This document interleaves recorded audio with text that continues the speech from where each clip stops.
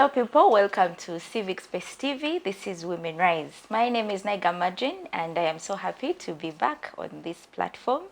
Thank you so much for always watching us, and we are really happy that you keep coming back to enjoy the programs that run from Monday to Sunday.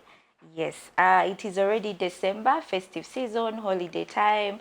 I know many students are back home for holidays, and people are moving in here and there. Yes, holiday time. We wish you all the best as you spend this beautiful season with your family and friends. Yes, today we have a very interesting guest with me in studio, and we are so happy that she has come through. We have Mrs. Daisey Muculezi. You're welcome, Daisy. Thank you very much, Madrin. How are you? I'm very well, thank you. You look lovely. Thank you. Yeah. As you say, it's December, so we have to be at our best. Yeah. So Daisy is a company secretary at Serene Heights Apartments. We are so happy to have you.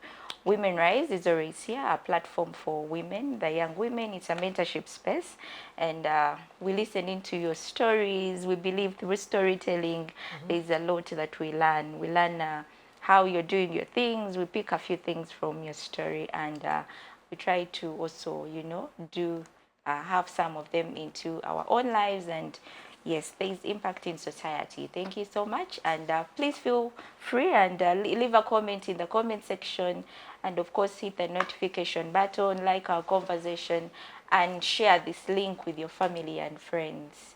Yes, looking forward to enjoying this beautiful conversation. Daisy, please say hello to our viewers. Hello, viewers. It's a pleasure for me to be here and to speak to Madrin and to you all. Yes. How are you? How is it where you're coming from? It's good. Very sunny, bit hot. very hot. Yes. Yes. But this is Uganda, and the weather, it has changed a bit, but we still love it. It's better than out there, where there's a lot of flooding and too much sun, fires. So we thank God that Uganda is the way it is. Yeah. I remember last year, by this time it was kind of wet. We used to have some rains, but now the changes are really, really too much. True. But we hope for the best, yes. And right into the conversation. Daisy, how do you describe yourself to someone who doesn't know who Daisy is? Wow. Yes. Okay. I think I am a free-spirited person. Okay. I love people. I love to be in spaces where everybody's conversing, where there's happiness, but where there's also work, because I like to think I'm a hard worker. Okay. So one time we were asked to describe ourselves using the first letter of our names, like mine is Daisy. So the word that came up was dependable. So that's what I usually say. I am dependable. So I hope that's enough for you, Madrin. Wow. Beautiful. Yes. And Muculezi, where are you from? All over. All over? Yes. By birth, I'm a Mchiga. Okay. But my mother is a Mtoro. I'm married to a Mnyankole. Oh. Whose family has a bit of Banyoro in it. Okay. That's why I said I'm from all over. All over, I can see. Yes.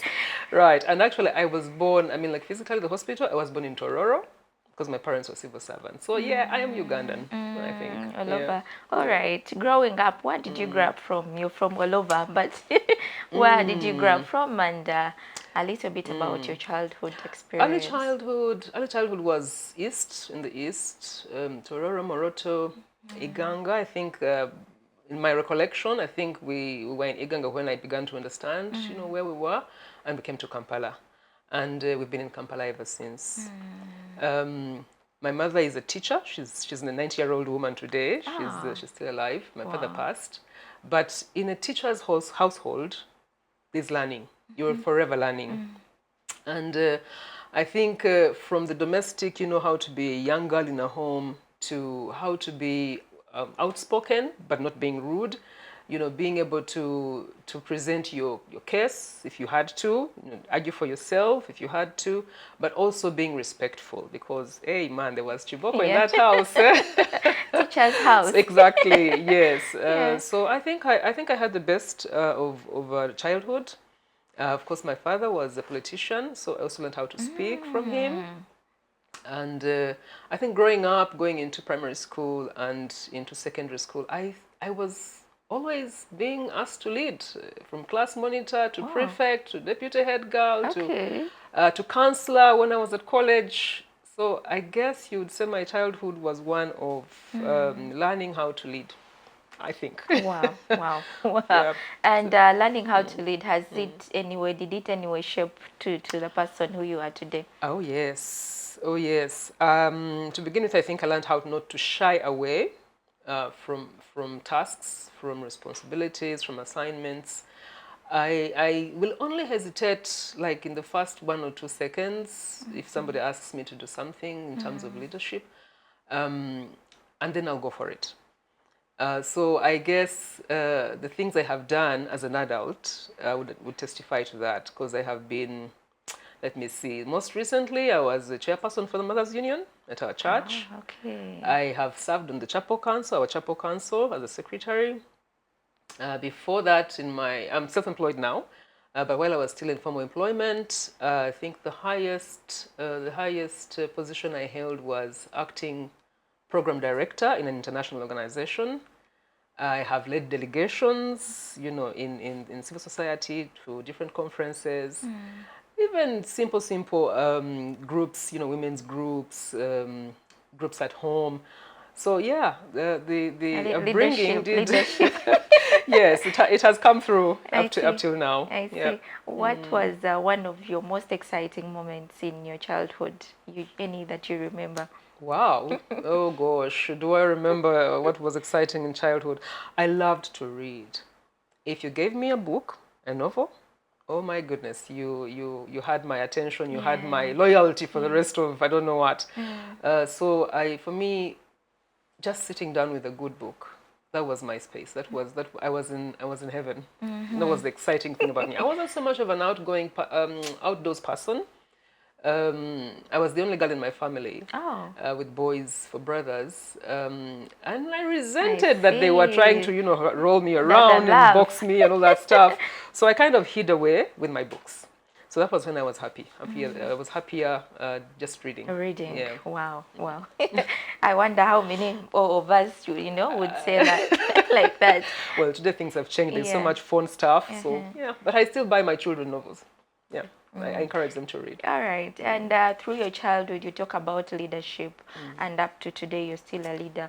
What are some of the things you think that, kept you into that position, that made you so good at what you did, and what you are today as in line of leadership? Well, this needs some thinking. What kept me being in the leadership positions, I think, was or is my willingness to serve. You see, sometimes we, as human beings, I think we kind of get stuck in a particular place. Let's say you think you're or you know that you are a marketeer, or you're an executive, and you think you will only serve in that place. And anybody else who comes along to ask you to do something different, you kind of back away. I think I'm not like that. I willingly serve where I'm asked to serve, and I think that's because in me, I believe I have what it takes. Even when I don't know a particular field, for instance, here in the media, you guys who are doing media, all I would need to do is ask for a little time to catch up, to study. I mean, click that camera, why not, right? So I think for me, the willingness to serve and to see, to share what I have in that particular space, gives me the ability to keep being a leader. Because we cannot, yes, I know that we have special talents, we have special skills. There's something that comes easy for me and comes easy for you. Yeah. But if there's a gap in a particular, area, in a particular concern, the community needs, somebody to speak up for them, or they need someone to encourage them. Each one of us, I believe, has the ability to do that. If it's an 18-year-old brother, he can encourage his, 15-year-old sister. If it's a CEO lady, she can encourage the ladies in her village to be just as outspoken. If it's a head teacher, he can encourage his teachers. to step out of the box, go into the classroom and be innovative. I think we can all do something. So for me, if leadership is going to give me that opportunity, I take it. Wow, wow. And to a young girl who is watching us right now, and they look onto, taking on leadership positions at school, at home, what would you give them to just uplift their spirit and encourage them into these positions? Oh, be confident. Be very confident. You see, so let me go back a little bit to my Christian background. I so strongly believe that God doesn't make mistakes, and that in creating each one of us, He gives us certain abilities, certain things that we are really good at, but also, I mean, we are human, we have the ability to adapt. So for young girls out there, stand with confidence in yourself. Don't be intimidated. If you should feel intimidated about something, go and study about it, research about it, ask someone who's been there. The Bible says that there's nothing new under the sun. It has all been done before. So ask, seek, do some research, experiment, and I tell you, I guarantee you, for the young ladies out there, you will manage, you will do it. So for me, it's about be confident, stand up straight. Even when you don't know, there's nothing wrong in saying, well, I don't know that, but I'm willing to find out. Yes. So go out and go and find out. Wow, wow. Beautiful information here from Daisy. And Daisy, take us through your career journey. My career. Which kind of profession did you dream of, doing, and okay. What was the inspiration behind? Yes. My dream was to be a lawyer. A lawyer. Yes, my dream was to be a lawyer. Reason being, I felt the need, the urge, the desire to just defend people, especially those who were innocent. Go into those courts and come out, victorious on their behalf. So my dream was to be a lawyer, and I did study law at university. I have a degree in law, but I also have about 3 other diplomas in different things. Well, one is in law as well, but I kind of diverted after that. I didn't practice law. Today I don't practice law, but I have used that information, that knowledge in my leadership activities. And so today I can say I have been in civil society mostly. I don't think I've worked for government, but I have worked with government as part of civil society. I think what is memorable for me is the time I spent in Save the Children International during the Konyi War, LRA War, where we worked a lot with the UPDF up in the north in helping them to understand the mind of a child, those children who are being abducted and taken into captivity and used for war crimes.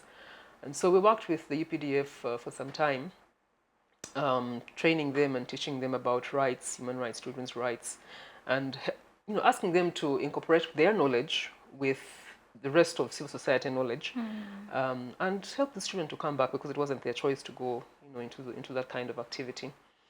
I have also been in programming.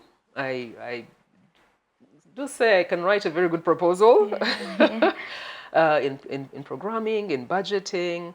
I have served in, and I'm still very interested in conflict resolution, conflict management. I worked there for some time with a number of NGOs in training on how to identify conflict, the reasons for it, and how one can stop it or manage it. And I think today, now again, I've shifted focus over the last maybe 8 to 10 years. I've been in the real estate sector. Now this is personal. This is the work my husband and I do, but I also do legal work there. In terms of what we can and cannot do with our clients. So I guess my career path has been a bit varied, but as you can see, the underlying, the foundation has always been law. Yeah. And how have you been able to juggle through all these kind of fields of work? You mentioned so many, civil society here and there. How have you been able to juggle through? I would like to attribute that to a talk that I had at one time. It was from a gentleman called Bishop Zach Nirinjie. Maybe some of you know him. Yeah. And he was giving us a lecture as married couples at church on seasons. what seasons do marriages go through. Now, I took that information and put it to my work. I believe that at any one time, we are going in or through a season. So I give my all to the work in that season. When it was conflict management work, I was 100%. Yeah. When it was work with the children, Save the Children International and human rights and children's rights, I gave myself 100% to that. And now I'm in the real estate sector, I'm giving 100% to that. So for me, juggling or going from one field to another, I just need to know that this is where I'm at today, and I give 100%. Yeah. I don't forget what I've done in the past, and I actually look forward to doing even more in the future in different fields with different people. So for me, it's such a satisfactory to know that I can actually take part in different arenas. That is not to say that I'm a jack of all trades, because I am not. There's a risk of being a master of none if you're a jack of all trades. But like I said, that passion that I had growing up of law, of justice, of fairness, that's what I take through all of the work that I do and all the fields that I engage in. Yeah. And all these fields, you've been to several fields. What are some of the work ethics you think have kept you so good at what? Yeah. Yes. Okay.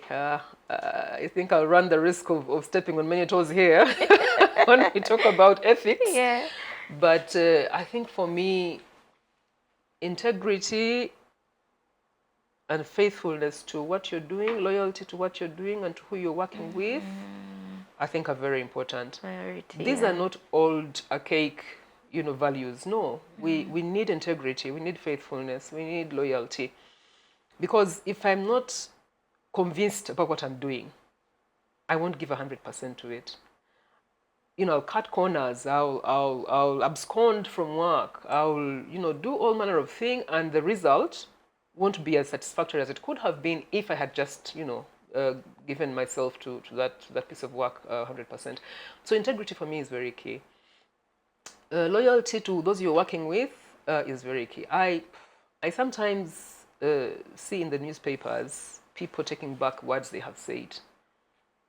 And I'm thinking, okay, so when you were saying those words, did you not think they would come back, to haunt you at some point in time? So let us be able to think before we speak. And I think, again, in terms of ethics, perhaps it's a lesson for all of us that our footprint doesn't easily rub away. Like they say the footprints in the sand will wash away or, whatever. But I think as human beings, our footprints don't. They stay somewhere with someone. True. So let's be aware of what we are living, out there. And if you're working with people and they rely on you, and that trust, and that reliability that they come to you because they know that you will be there for them. So don't just be there because you expect something, out of it. A paycheck, yes, but it's more than just a paycheck.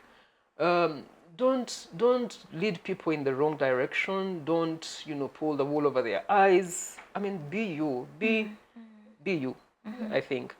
Now, unfortunately, if the you is something that's not so good, well, then work on yourself. Yeah. Yes, work on yourself. Yeah. Right. And you mentioned you worked with children. It's holiday time. How has your experience been working with children? And one or two words to the parents who are watching us, and then the children that are in holiday here. Okay. My work with children was really the young ones. I actually owned a nursery school at one point as well, but when COVID came, we closed. You closed. So my influence has been mostly with young children up to like primary 7 level. Okay. But I also have youth in my house. I have also been a part of the youth programs at church and in schools. I remember we used to have contact with secondary school students when I was working in the conflict sector, conflict management sector. So what advice can I give to parents? Maybe 2 or 3. Young people, even children, have minds. Right. Don't underestimate their thinking capacity, and don't just brush them away. They're actually thinking. They're actually working things out in their heads. They're actually wondering and looking for, where to find answers. As parents, let's be there to give them those answers. If we don't, they will find the answers somewhere else. and that might not be a very nice place. Secondly, during holiday time, okay, well, I'm one for rest. I mean, you've been at school for 3 months. Yeah. You come back home. Yeah, it is time to rest. You've earned it. But that doesn't mean that you sleep all day in bed. Right. It doesn't mean that, mom and dad, they've brought you back home. There's food in the house. They should leave you alone and, to your own devices. I think a family has to make time to be together. Some parents don't know who their children are. True. Some children don't know who their parents are Yeah. because they hardly see each other. I think holiday time is a time to get to know each other. Make the time. We have a good way of saying, oh, but life is in a rush. It's speeding by. We have to make money. Yes, I agree. But in that time, you can still slot in your children. And the children, if there are any who are listening, your parents are your friends. Yeah. Yes, they are parents. Respect them as such, but they are your friends. If there's anybody you'd rather go to when you have an issue, a challenge, the first person should be your parent. Your parent. Not your neighbor, not your teacher, not your friend, your own phone. peer, definitely not your phone. Go to your parent because they always want the best for you. I don't know why children think that parents are up to get them. No. Parents really want the best for the children. And yes, sometimes, we're also in a learning curve as parents. But I can assure the children of this. Your parents always want the best for you. Yeah. And what do you think? So you've owned a school ages between up to P7. What are some of the activities you think we can engage our children during this holiday time? Keep them busy but meaningful and The school I had was a nursery school. Yes. Yeah. Let me see if I can remember what activities we used to do. We would give them work to do at home, not homework, not exams, but we would pack a few things for these little kids to go home and use their hands and use their brains. So it was play, and yet they were learning at the same time. And the parents had to be involved because they had to guide the children. Or if the children had questions, the parents would be there to answer those questions. Talking about children who are up to maybe 11, 12 years old, activities, yes, definitely let them engage in the activities in the household. Clean up their rooms, serve, cook, go into the neighborhood perhaps once in a while and speak to the neighbors, know how to be courteous, go to church or to the mosque or to, whichever religion you are. And then again, I really agree with those who put up programs, holiday programs for the children, like camps and book clubs and stuff like that. But I don't know, I sometimes get the feeling that a good number of such activities are done as a matter of routine.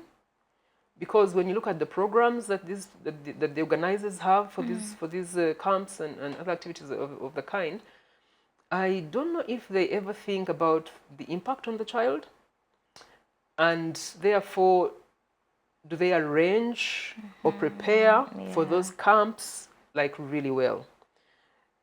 In Uganda here, I think it's very, very easy for Daisy to stand up one day and say, it's 1st of November. Holidays are coming up on 30th of November. I'm going to do a camp.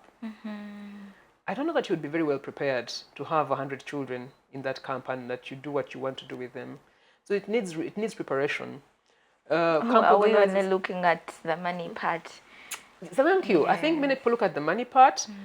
And yes, money is important. Today now, in this modern world, I doubt that we would be able to survive without money. Yeah, true. But it should go beyond that. You see, for children, anything we say or do impacts them. This one child will pick up one thing, and that thing will shape them for the rest of their life. So we have got to be extra careful as adults. So if you got, a friend of mine has done a camp already for baking, so cooking or baking, and we're looking at the pictures. Very nice, very nicely prepared, very nicely equipped. I mean, I think every child had at least a ladle and a pan within which to mix. And while I didn't attend that camp, and I'm not going to speak about that particular camp, I do sometimes worry about whether or not our camp organizers and our holiday activity organizers have seen what the children need first and are giving it to them in those camps. Because if I'm a baker, I'm going to share my skill in baking. Yeah. But this child A or child B, is that what they really need?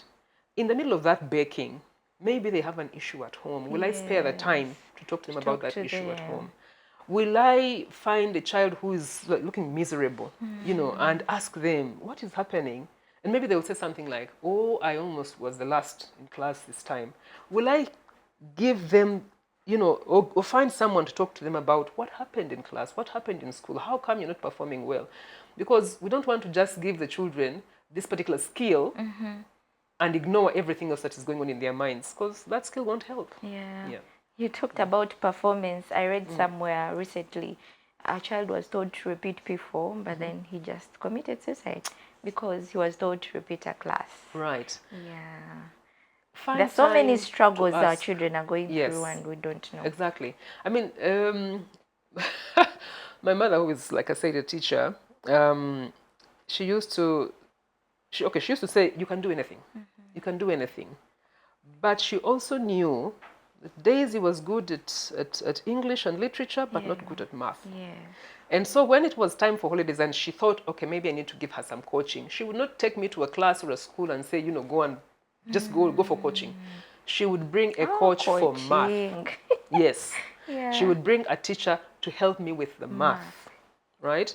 So I guess it's unfortunate that this child lost his life. But yes, people around, adults around children, we have got to be extra alert.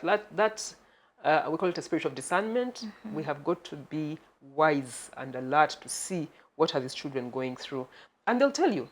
They'll tell you through their actions. They'll tell you through their interaction with people. They'll tell you through how they speak to you. You will know that something is not right. Yeah. And then try and address it. Yeah. Wow. One of the things that we should, engage ourselves with this holiday season, Daisy has told us to find some time and talk to our children. The struggles that they're going through, you can listen to them and maybe save a life. Yeah, so Daisy, all your career life, what are some of the success stories, achievements that you have achieved as a person? Yes. Yes. Oh. I think I very much liked and I am proud of the contributions I made while working with Save the Children. That war, for all Ugandans really, but especially for the North, was really hard. Yeah. And many children came out. Either they escaped or they were rescued, or in one way or another they found their way back home. And I would like to think that the work we did with our soldiers, with the UPDF, made a difference to the lives of those children. And again, I'm not a soldier, but I believe that in war, when there is war, all's fair. I mean, you see somebody pointing a gun at you, it's either he's going to shoot you or you're going to shoot him. But we got to a point where I think we can safely say the soldiers up north who were deployed in the north would take that one moment to think, oh, that's a child, right? And then do what it takes to disarm the child and bring them back for rehabilitation. I think that was something significant that we did as Save the Children, and yes, I was proud to be part of that team. Scary, actually, because we were up in the north when the war was actually, boiling. But yeah, we did something good there, I think. And then in line with that, I think there were a number of things that could have been a result of our work. Policy influence, having meetings with different government departments, Office of the Prime Minister, and just educating them about what rights are, what children's rights are. People have this misconception that when you talk about rights, you're telling somebody to be defiant, you're telling somebody to be rebellious. No. Rights are just rights. Yes. How people interpret them is what matters. And so for us, I think in our work, in the human rights and child rights sector, I think our work was geared towards having people understand what rights means and having that, slide into their own work, government people, other civil society organizations, even families back home, because again, there were times when families would reject the children who would come back. So I think that was one of the biggest achievements that I can think of. I would like to know what people think I did for them. Yes. If there's any successes they have achieved and they attribute to me, I would be lovely to find out. But I also think that I motivate people. That's ongoing. And I can't put a finger to it. Again, like I've said, people need to come and tell us these things. My mom keeps talking about how, if you have something good to tell me now. Well, I'm up here. Don't tell me when, don't tell everybody else when I'm, 6 feet under. True. So I look forward to having some people coming and saying, oh, Daisy, because you did X, Y, Z, this is where I am today. That would be really nice. I know people leave comments. Right, leave exactly. a comment in the comment section for Daisy, yes. And Daisy, you're into real estate. How do you stay up to date into this industry, and what is real estate? How do these things work?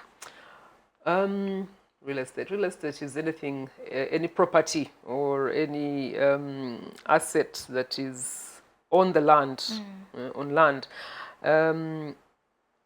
Well, I won't go into teaching you about real estate now, but the real estate that we are in, my husband and I, is building properties, building condominiums, to be specific, and we stay up to date by keeping our eyes open.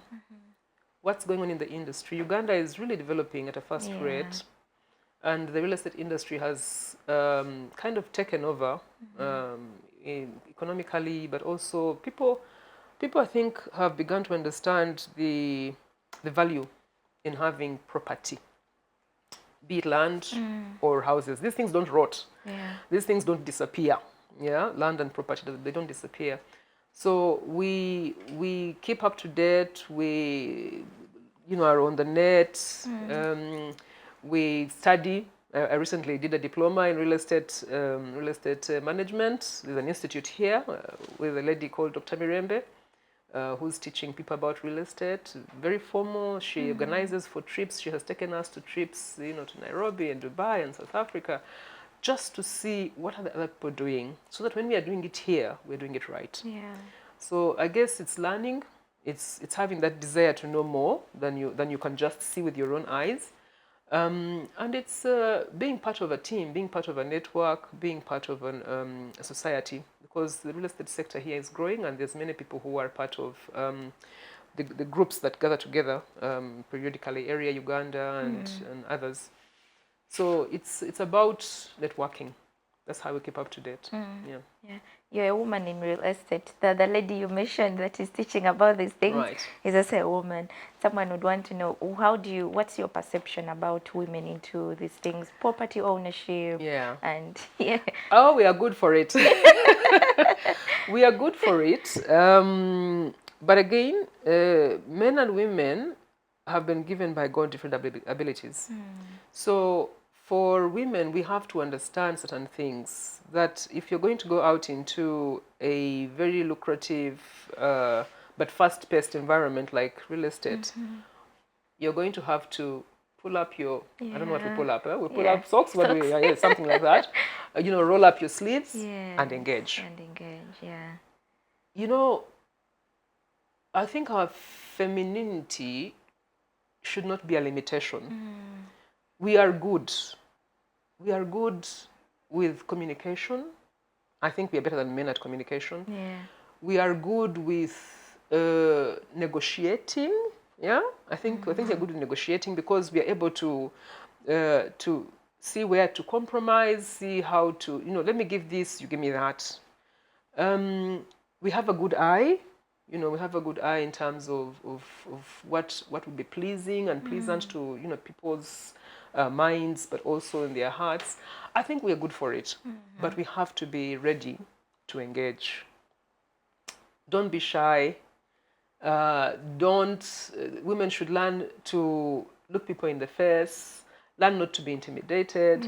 I keep telling people, if I don't know something, There's no shame in me acknowledging I don't know I it. don't know. But in my mind, I'm like, okay, where do I get the information for this? Who do I talk to? How do I, get up to date with everybody else? And then I go and I do it, right? Wow. So we should not be afraid of the real estate sector.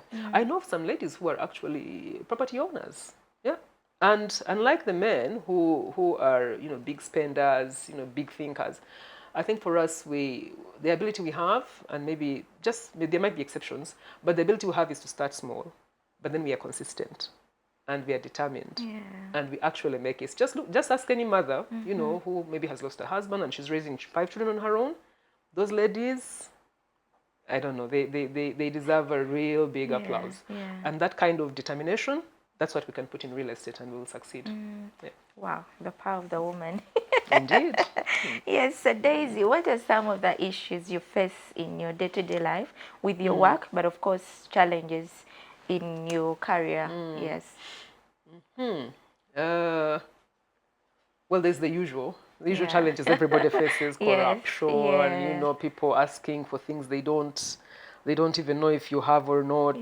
People being making assumptions about who you are. They look at you like, oops, okay, this person, I'm getting this out of them. So those kinds of assumptions, they kind of kill the spirit. The corruption in this country kills the spirit. People who have made what is wrong normal, and when you come and you try to challenge it, they say you are abnormal. That's really limiting. And sometimes you have to go back, retreat a bit, reorganize your thinking, and see how else do I penetrate this particular area or this office.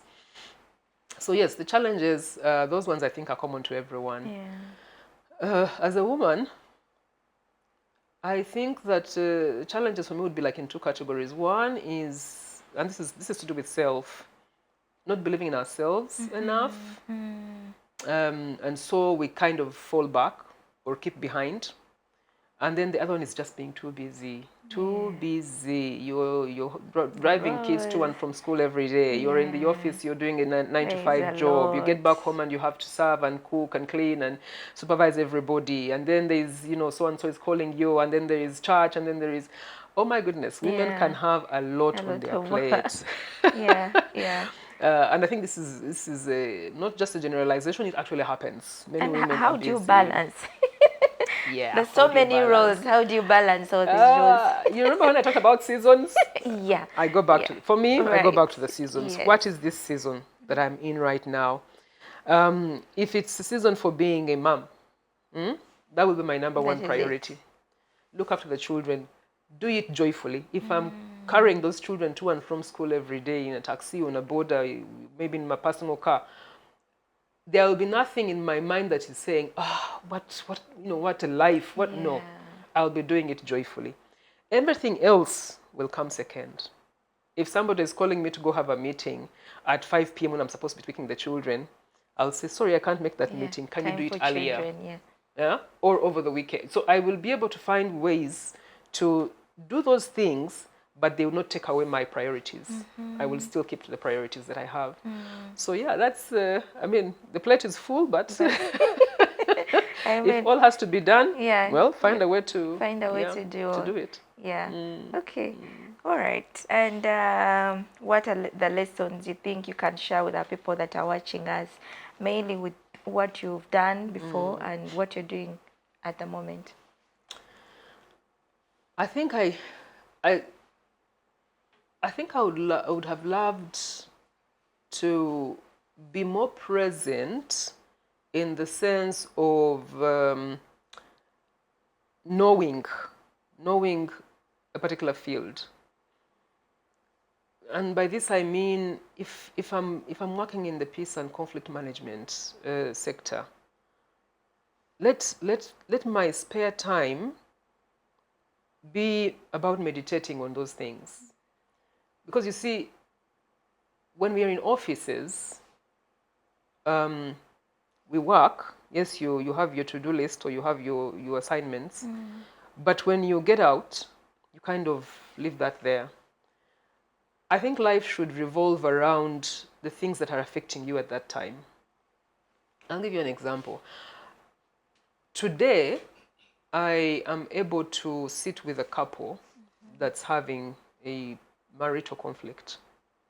But when I was working in the conflict and peace and conflict management sector, I never looked at that as one of the conflicts that I could maybe have an influence on. I was only thinking of, okay, it's governments, and I don't know, it's rebels, and it's I don't know who. But I think for me, with God's help, people need to be able to think around what is that big picture that I'm impacting on, so that you don't just do things in now the word escapes me. We are not doing things as if you're jumping like a hare, like a rabbit, like this. Things should be, there should be a flow. There should be what you did 10 years ago should have an impact on people who come after you, yeah, so that you kind of set a foundation. Yeah. So I think for me, in what could I have learned over the years, it was to see ahead, what I'm doing today, how is it going to impact the future. And then other lessons, I can't overemphasize confidence.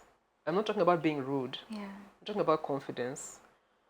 When you're called to go, let me give a very funny story. I once sat in a plane with Mr. Besigye. I don't know where he was going. I think I was going to, I don't know where I was going, Switzerland or something. But it was a 4-hour plane. We had to change.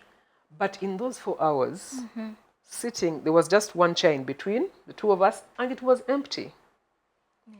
And I froze. I could not say a word to that gentleman. And yet, those were the times I think he was vying for president's, the presidential position. Afterwards, when I told my colleagues, oh my goodness, you should have seen how they all kind of like fell on me like hot bricks. How could you? How could you not? How could you? And honestly, I saw it. I was like, how could I miss an opportunity like this to talk about children? You have children in your manifesto. You have this and that and the other. So confidence, I have learned it is a good thing to be confident. What makes you confident? The fact that you know something, the fact that you can find out something, the fact that you are here today and you are the one who's going to be the answer or the solution for something. That's the confidence I'm talking about. Don't wait for others. Don't think, oh my goodness, where's my team? Where's my team? You be the team at that time, And there's nothing wrong with putting your foot forward and then, something steps on you. You pull back. But when you pull back, nurse yourself in terms of learning and then go forward again. Yeah, true. Yes. Yeah. So wow. Very important life lesson here. Yes, indeed. Yeah. Thank you, Daisy, for sharing that. And we are learning a lot from whatever you're sharing with us. Yes. So, Daisy, in your career life, in your personal life, your story life, what's that one thing you wish you knew earlier that you wouldn't maybe have done? Yes. What would I have known earlier? I think it's what the work field is like, the work environment, the marketplace. You see, young people come out of university or college or, whatever skill they have got, they come out very idealistic. Yeah. I'm going to change the world, And that's all very good. Yeah. Because that's passion. But I think it would be good for people to know this world that you're going to change, what's there? What are you going to find? The reason I actually didn't pursue a legal career, as in like going to courts and, being an advocate of the courts of Uganda and standing in front of magistrates and judges, is I got very disappointed when I was doing my clerkship. The many times I went to court, excuse me, I would see what's happening in court. The accused is looking so defiant. The victims are looking so intimidated. This is a reverse. The accused should be intimidated. You're in court. This is time for you to answer to your crimes. The victims should be standing up and saying the court is going to defend me, right? And compensate me or give me back my rights or whatever it is. But the roles kind of were reversed. And why? Again, because of corruption. people who have done crimes just know they need to go and talk to somebody behind the doors, and their case will be dismissed, it will disappear, files will go missing. And so I got really disappointed when I was doing clerkship. I thought, I think in today's speak, Yet you wanted to defend people. Yes, I wanted to do these things, and some people actually had the audacity to tell me, Auntie, it's because you lived in your novels, because I read a lot of novels. But what was wrong with those novels? Nothing. They were doing the right thing. If you're going to defend somebody, if you're going to try and fulfill the law, the rules of justice, then do it right. So I said, you know what? I think if I go into the court system, I am going to be crushed. I would be so stressed out and desperate and, just hate everything. And so I said I won't go there. I'll still use my legal knowledge. And today, I think I have done that. I have used it. And perhaps in a better way than I would have if I'd gone to court. So I guess know the marketplace you're going to. Know what you're going to find there. And while I did the chicken thing and left and didn't go forward in that arena, I think if you know, then you're able to package your idealism in the right way and still go in there and make an impact. Yeah. Wow. Daisy, setting the bar high. Yes, what do you see yourself do in the near future, 5 to 10 years? And what's the future of Uganda's real estate, industry? The future is bright. The future is bright. From where I'm standing, the future for real estate is very, very bright.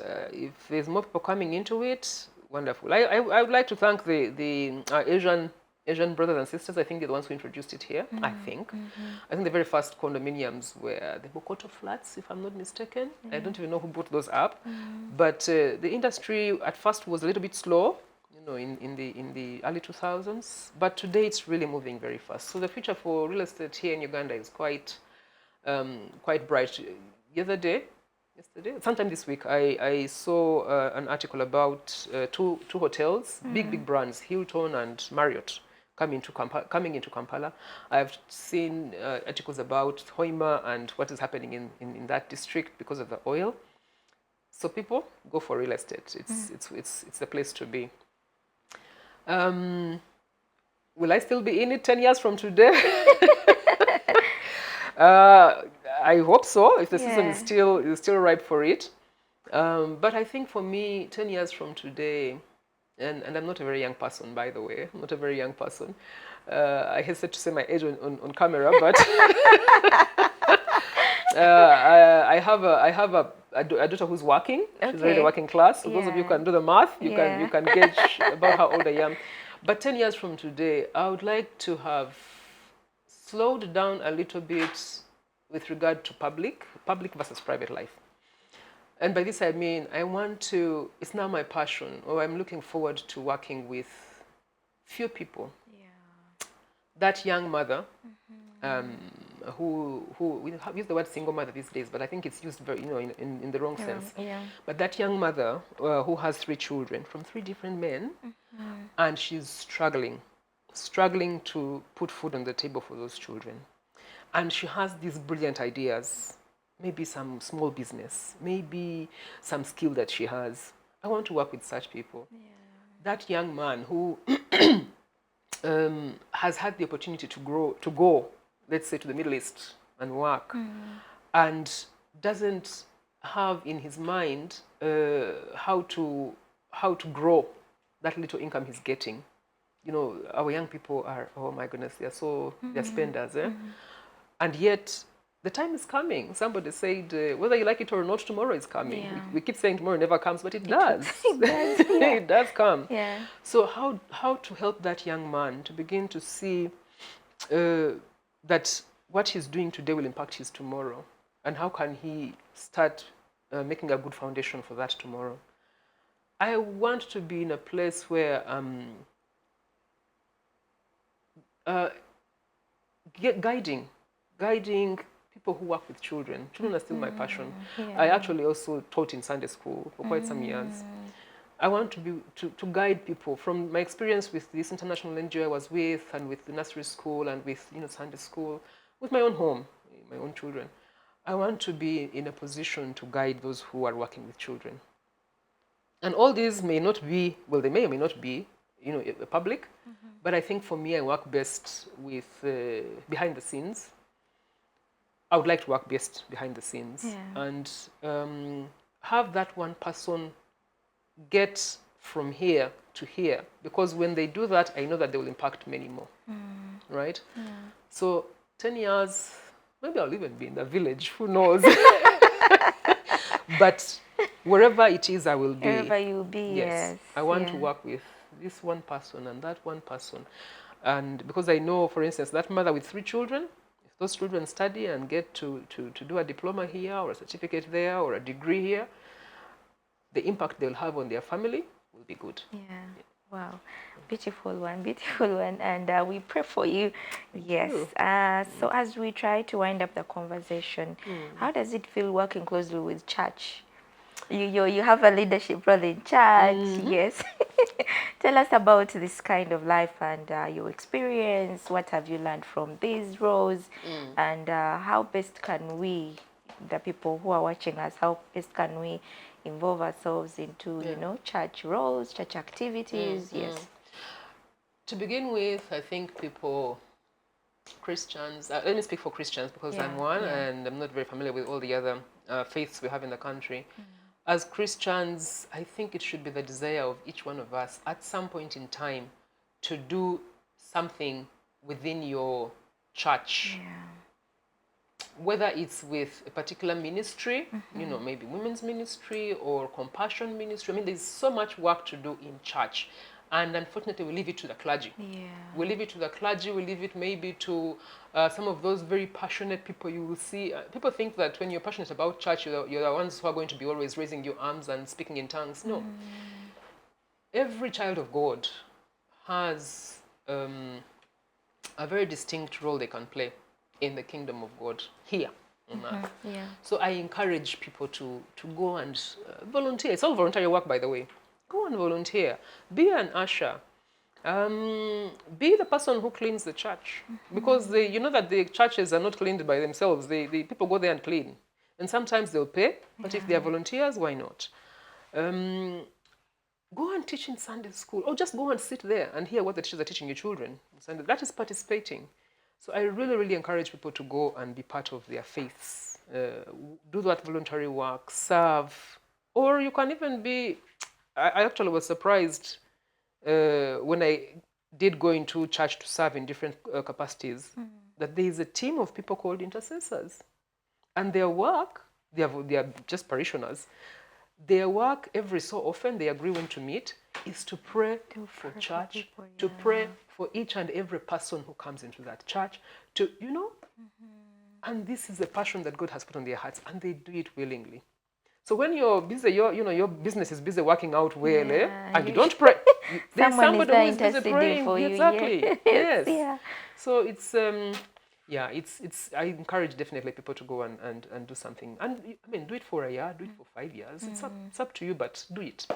So how has it been for you, leadership, the roles that you have? Yes. Okay, it was quite a transition, actually. Again, we have assumptions about church. We think that these clergy are holier than, the rest of us and whatnot. Man, I found out that people just like us. They get annoyed. They get, tired and exhausted. And the things we assume that they should and shouldn't do, really, those are just assumptions. When you're in that seat, when you're the one who is supposed to be making sure that every Sunday the services have actually happened as they should, you get to understand that it is work.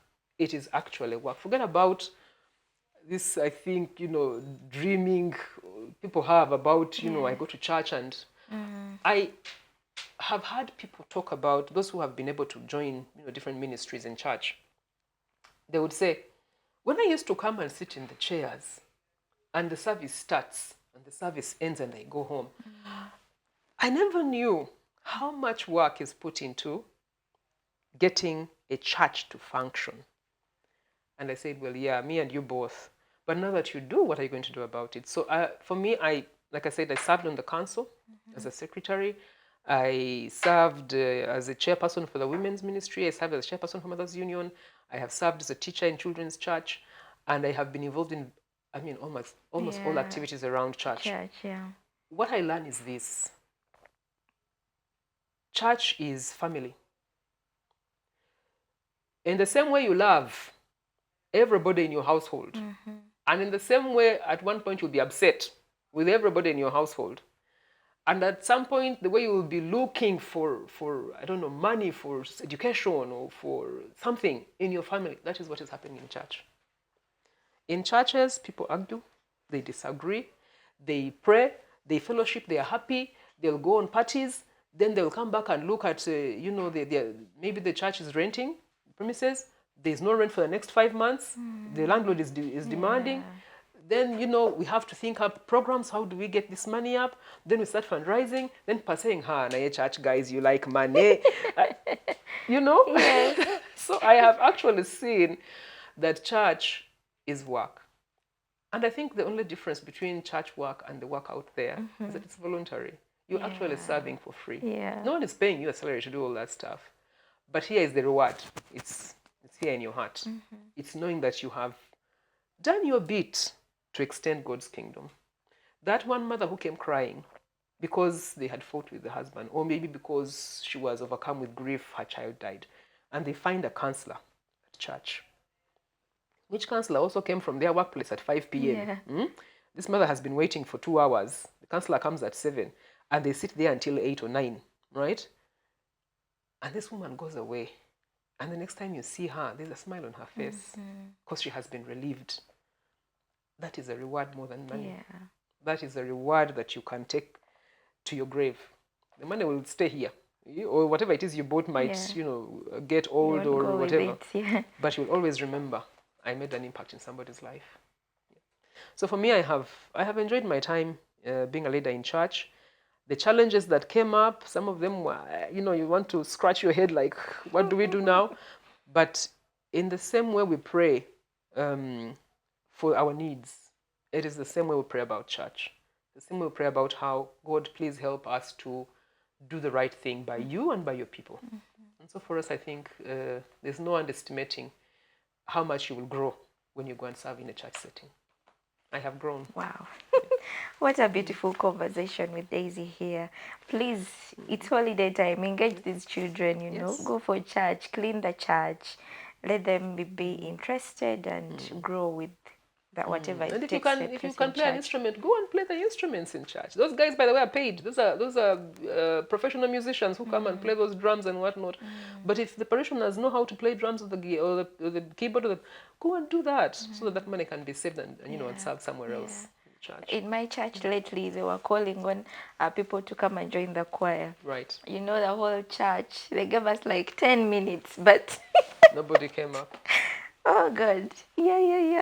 No, we have to change that narrative. True, we have to change that narrative. And when you think you don't know how to sing, you volunteer. They'll put you to work. They'll find something for you to do. Because you're a child of God and He knows that He gave you something that you can contribute to the rest of His people. Yeah. Wow. Quite interesting. Yes, so Daisy, your final remarks. What would you leave to your people, your family and friends? Yes. Yesterday I saw on a friend's post status, she had put something that says, if you don't like where you are, move. You are not a tree. And that thing struck me and I'm like, oh, wow. Okay. Oh, making that decision. Well, the first decision is I don't like where I am. Yes. I am uncomfortable. That one's very easy. And we complain. We complain a lot. But here's the reality. You are not stuck there. Get away. Move. So I think that is what I want to leave with people. Those who have been watching, those who are listening. Let us not tie our own hands and feet and then cry out for help. Because if you've tied yourself, you can untie yourself, right? Get those knots opened. I want to say that sometimes things can be really tough. And you can think, okay, this is it. This is it. Yeah. Bleak, darkness, there's a wall there and I can't go through it. And for me, I think two things have helped with that. and they're all biblical. One is the Bible itself. That's the Word of God. That's an instruction manual. Go and study the Bible. You will find something that will remove that wall.